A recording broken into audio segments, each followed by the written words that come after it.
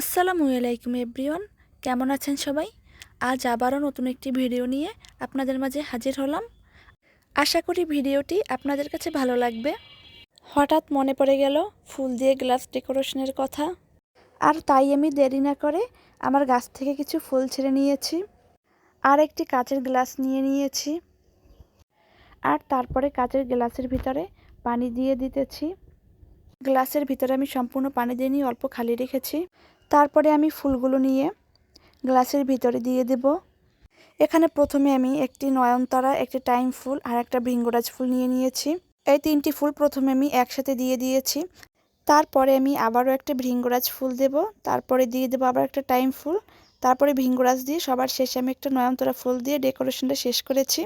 এই তো দেখতেই পাচ্ছেন গ্লাস ডেকোরেশন কমপ্লিট হয়ে গেছে।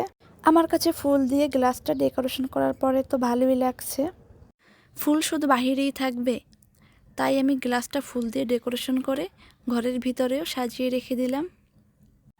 এতে করে দেখতেও খুব সুন্দর লাগছে, আর ফুল তো দেখতে এমনিতেও সুন্দর হয়। আর ফুলগুলো দিয়ে গ্লাসটা ডেকোরেশন কেমন হয়েছে অবশ্যই কমেন্টে জানাবেন।